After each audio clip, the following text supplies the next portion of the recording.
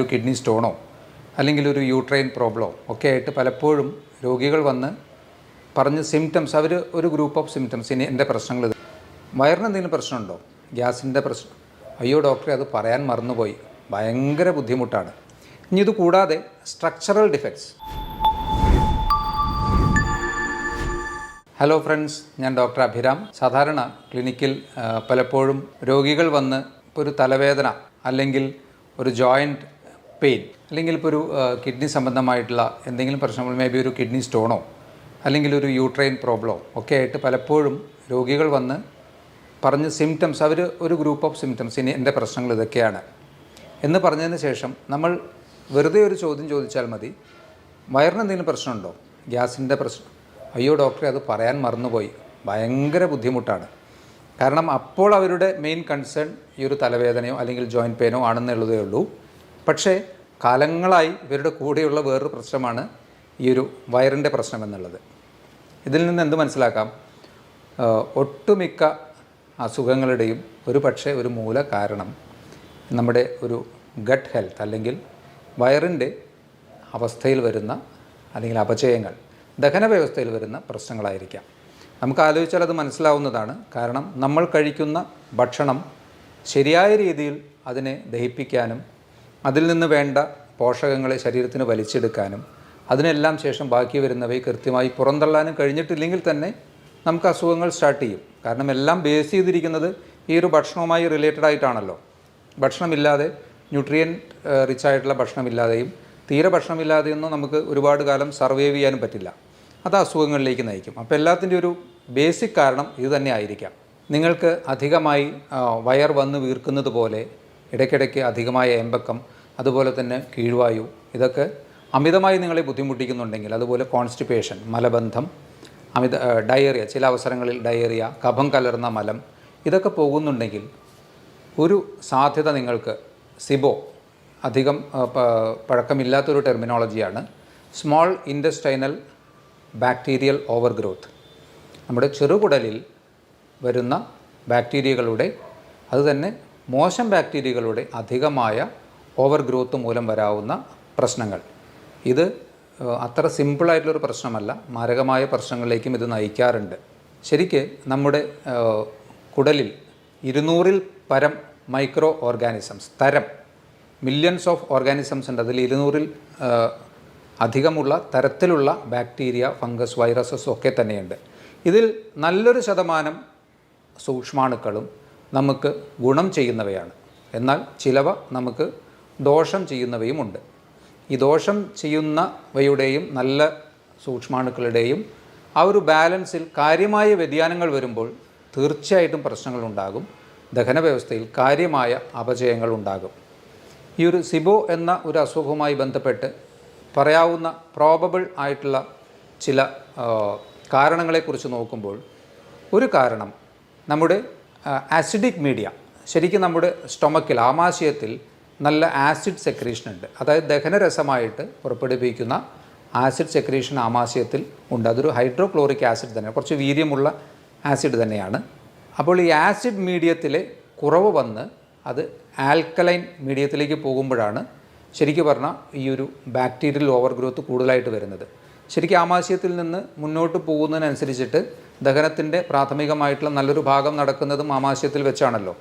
അതിനുശേഷം മെല്ലെ മെല്ലെ അത് അടുത്ത ഭാഗമായ ചെറുകുടൽ, വൻകുടൽ, അങ്ങനെ നീങ്ങിയാണല്ലോ അത് ഓരോരോ പോർഷനായിട്ട് പോകുന്നത്. അപ്പോൾ അതിലേറ്റവും കൂടുതലായിട്ട് അബ്സോർപ്ഷനൊക്കെ വരുന്നത് നമ്മുടെ ചെറുകുടലിൽ വെച്ചാണ്. അപ്പോൾ ഈ ആമാശയത്തിൻ്റെ, അതിന് ഹൈപ്പോക്ലോർഹൈഡ്രിയ എന്നാണ് പറയുന്നത്. അപ്പോൾ ഈ ആമാശയത്തിലെ pHൻ്റെ വാല്യൂ, ആസിഡിക് മീഡിയം കുറഞ്ഞ് ആൽക്കലൈൻ ആവാനുള്ള കാരണം എന്തായിരിക്കും? പ്രൊബബിളായിട്ട് നമുക്ക് കുറച്ച് കാര്യങ്ങൾ അതിൽ പറയാവുന്നതാണ്. ഒന്ന്, അട്രോഫിക് ഗ്യാസ്ട്രൈറ്റിസ് എന്ന് പറയും. അതായത് ഈ ഒരു ആസിഡ് പ്രൊഡ്യൂസ് ചെയ്യുന്ന ഗ്രന്ഥികളുടെ കാലക്രമേണയുള്ള നാശം. അതിന് എടുത്തു പറയാവുന്ന ഒരു പ്രശ്നമായിട്ടുള്ളത് ഒന്ന്, ഓട്ടോ ഇമ്മ്യൂൺ അസുഖങ്ങൾ, ദഹന വ്യവസ്ഥയിൽ വരുന്ന ഓട്ടോ ഇമ്മ്യൂൺ അസുഖങ്ങൾ ഒരു കാരണമായിരിക്കാം.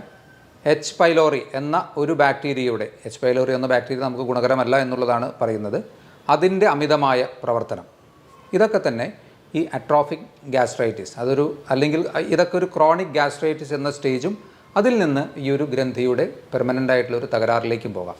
അതുകൊണ്ട് തന്നെ ആസിഡിക് മീഡിയം അവിടെ നഷ്ടപ്പെടുന്നു. ഇതുപോലെ തന്നെ കണ്ടിന്യൂസ് ആയിട്ടുള്ള ഓവർ ദ കൗണ്ടർ മെഡിക്കേഷൻ, ഗ്യാസിൻ്റെ പ്രശ്നം വരുമ്പോൾ പലരും നേരെ മെഡിക്കൽ ഷോപ്പിൽ ചെന്ന് ഗ്യാസിന് മരുന്നുണ്ടോ, അപ്പോൾ ഓവർ ദ കൗണ്ടർ കൊടുക്കാവുന്ന മെഡിസിൻസ് അവരെടുത്ത് കൊടുക്കുന്നു. ഇതിൻ്റെ കണ്ടിന്യൂസ് ആയിട്ടുള്ള ഉപയോഗവും ഈ ഒരു അവസ്ഥയിലേക്ക് എത്തിക്കാൻ സാധ്യതയുണ്ട്.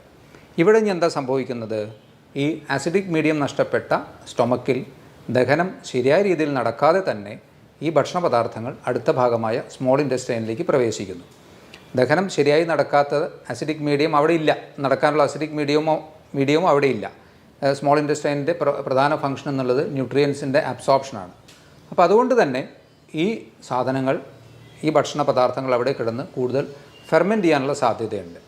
അപ്പോൾ ഈ നല്ല ബാക്ടീരിയയും മോശം ബാക്ടീരിയയുമായിട്ടുള്ള ആ ഒരു സന്തുലിതാവസ്ഥ നഷ്ടപ്പെടുന്നു, മോശം ബാക്ടീരിയകൾ പെരുകുന്നു. ഇതാണ് ശരിക്ക് സിബോ, സ്മോൾ ഇൻറ്റസ്റ്റൈനൽ ബാക്ടീരിയൽ ഓവർഗ്രോത്ത് ഒരു കാരണമായി പറയാവുന്നത്.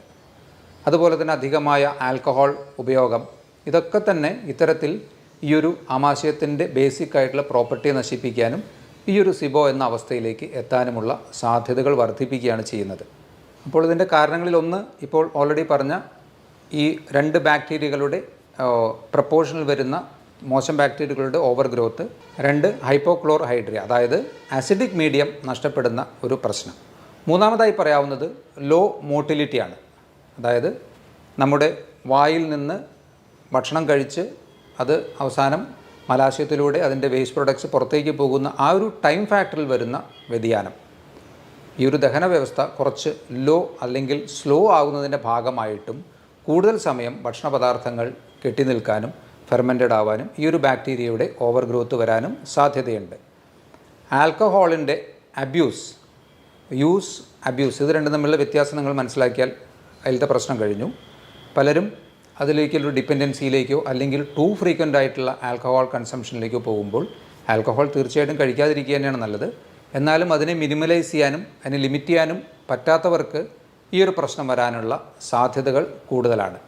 ഇനി ഇത് കൂടാതെ സ്ട്രക്ചറൽ ഡിഫക്ട്സ്, അതായത് നമ്മുടെ ദഹന വ്യവസ്ഥയിൽ ഇൻറ്റസ്റ്റൈനിൽ പല ഭാഗത്തായി വരുന്ന ഫിസ്റ്റുലകൾ അല്ലെങ്കിൽ ഡൈവർട്ടിക്കുലം, പൗച്ച് പോലെയുള്ള ഭാഗങ്ങൾ, അതായത് ബാഗ് പോലെയൊക്കെ ഇതിൽ നിന്ന് പുറത്തേക്ക് തള്ളി നിൽക്കുന്ന ഭാഗങ്ങൾ ഒക്കെ തന്നെ അതിലൊക്കെ ഈ ഭക്ഷണ പദാർത്ഥങ്ങൾ നിന്നിട്ടും ഇത്തരത്തിലുള്ള ഒരു അവസ്ഥയിലേക്ക്, അത് സ്ട്രക്ചറൽ ഡിഫക്ട്സ് എന്ന് പറയാം, അതിലൂടെയും ഈ ഒരു സിബോ എന്ന അവസ്ഥയിലേക്ക് എത്താൻ സാധ്യതയുണ്ട്. ആർക്കൊക്കെയാണ് ഈ ഒരു അസുഖം വരാൻ കൂടുതൽ സാധ്യതയുള്ളത്? ഒന്ന്, ക്രമം തെറ്റിയിട്ടുള്ള ഭക്ഷണം കഴിക്കുന്നവർക്ക് തീർച്ചയായും സാധ്യതകൾ കൂടുതലാണ്. മെൻ്റൽ സ്ട്രെസ്സ് കൂടുതലുള്ളവർക്ക് സാധ്യത കൂടുതലാണ്. ഏജ് അഡ്വാൻസ് ചെയ്യുന്നതിനനുസരിച്ച്, ഏജ് കൂടുന്നതിനനുസരിച്ചിട്ട് ഈ ഒരു അസുഖത്തിനുള്ള ടെൻഡൻസി കൂടി വരുന്നു. ആൽക്കഹോൾ അബ്യൂസ്, ആൽക്കഹോൾ കൂടുതലായി കഴിക്കുന്നവർക്ക് വരാനുള്ള സാധ്യതകൾ കൂടുതലാണ്. പാർക്കിൻസണിസം പോലെയുള്ള അസുഖങ്ങളുള്ളവർ, അതുപോലെ തന്നെ ഹൈപ്പോതൈറോയിഡിസം പോലെയുള്ള അസുഖങ്ങളുള്ളവർ ഒക്കെ തന്നെ ഈ ഒരു സിബോ ഡെവലപ്പ് ചെയ്യാൻ ടെൻഡൻസി ഉള്ളവർ, കൂടുതൽ സാധ്യതയുള്ളവർ എന്ന് പറയേണ്ടി വരും. കിഡ്നി അസുഖങ്ങളുള്ളവർക്കും ഈ ഒരു അസുഖത്തിനുള്ള ടെൻഡൻസി കൂടുന്നു. ഡയബറ്റീസ് പോലെയുള്ള അസുഖങ്ങളുള്ളവർക്ക്, അതുപോലെ തന്നെ ഓൾറെഡി നമ്മുടെ ദഹന വ്യവസ്ഥയുമായി പ്രശ്നങ്ങളുള്ളവർ, for example IBS, irritable bowel syndrome, ഇതും വളരെ കോമൺ ആയിട്ടുള്ളൊരു അസുഖമാണ്. ഇത്തരത്തിലുള്ള അസുഖങ്ങളുള്ളവർക്കും അതുപോലെ മറ്റ് ഓട്ടോഇമ്യൂൺ അസുഖങ്ങൾ ടെൻഡൻസിയൊക്കെ ഓൾറെഡി ശരീരത്തിലുള്ളവർക്കൊക്കെ ഈ ഒരു അവസ്ഥയിലേക്ക് പോകാനുള്ള സാധ്യതകൾ കൂടുതലാണ്. ഈ ഒരു അവസ്ഥയിലൂടെ നമുക്ക് വരാവുന്ന പ്രശ്നങ്ങളൊക്കെ എന്തൊക്കെയാണ്? ശരിക്കും ഏറ്റവും ഗുരുതരമായി സംഭവിക്കാവുന്ന പ്രശ്നങ്ങൾ അബ്സോർപ്ഷൻ ഡിഫക്ട്സ് ആണ്. നമ്മുടെ കഴിക്കുന്ന ഭക്ഷണത്തിൽ നിന്ന് അതിൻ്റെ ന്യൂട്രിയൻസിനെ, മാക്രോ ആൻഡ് മൈക്രോ ന്യൂട്രിയൻസിനെയൊക്കെ വലിച്ചെടുക്കുന്ന പ്രധാന ഭാഗമായ സ്മോൾ ഇൻറ്റസ്റ്റൈനിലെ പ്രവർത്തന തകരാറുകൾ തീർച്ചയായിട്ടും ഡെഫിഷ്യൻസീസിലേക്കാണ് നമ്മളെ നയിക്കുന്നത്.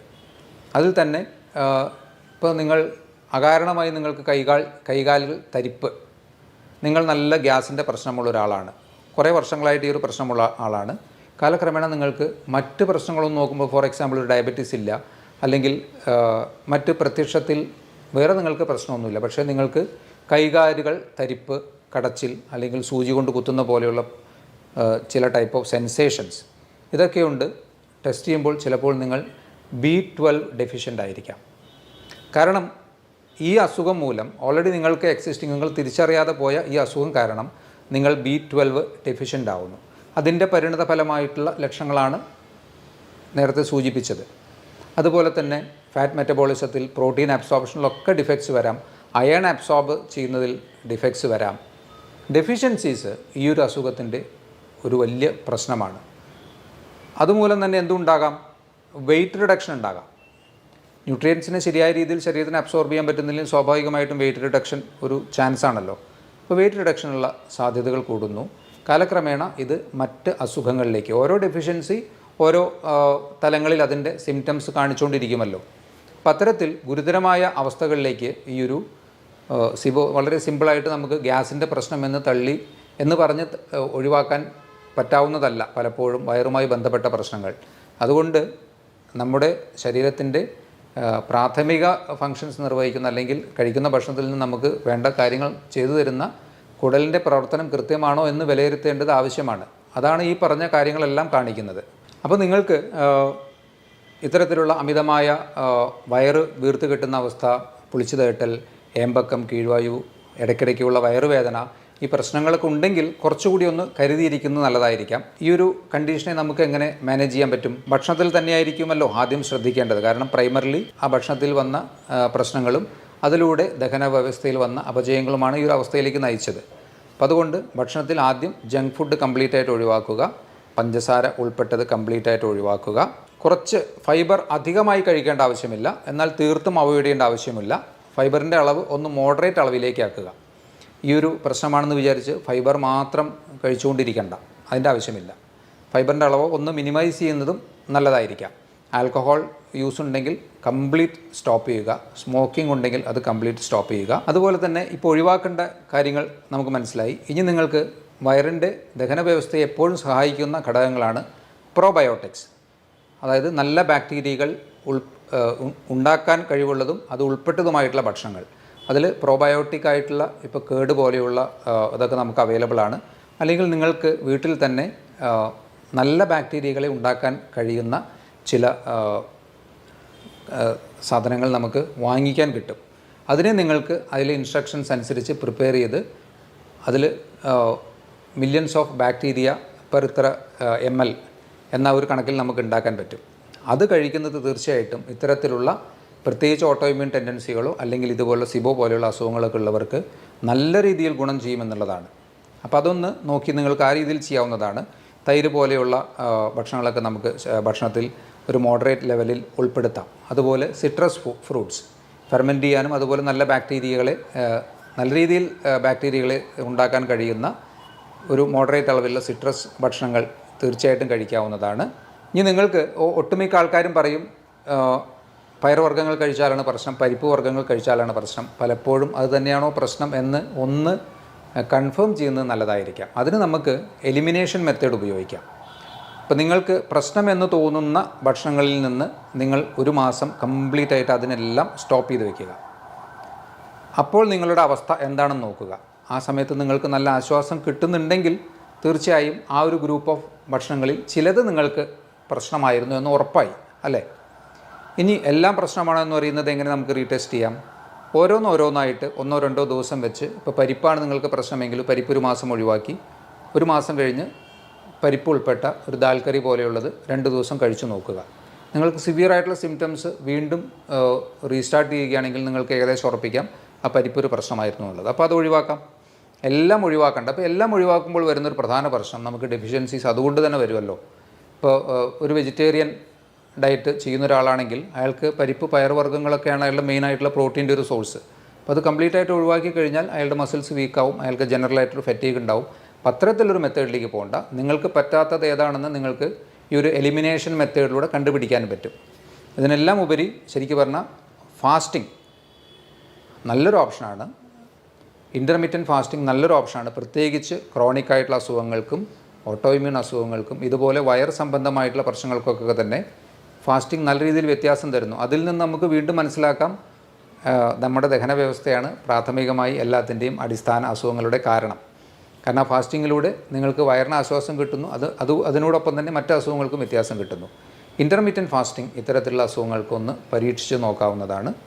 ഇത്രയും കാര്യങ്ങൾ ഒന്ന് ഈ ഒരു സിബോവുമായി അറിഞ്ഞിരിക്കുക. ഡെഫിഷ്യൻസീസ് വരുന്നുണ്ടെങ്കിൽ അതുപോലെ അൺഇൻറ്റൻഷണൽ നമ്മൾ ആലോചിക്കാതെ മറ്റ് കാരണങ്ങൾ അകാരണമായി വരുന്ന വെയിറ്റ് ലോസ് ഉണ്ടെങ്കിലൊക്കെ തന്നെ നിങ്ങൾ തീർച്ചയായിട്ടും ഒന്നുകൂടി ശ്രദ്ധിക്കുകയും ഒരു ഡോക്ടറുടെ കൃത്യമായ നിർദ്ദേശങ്ങൾ സ്വീകരിക്കുകയും ചെയ്യേണ്ടതാണ്.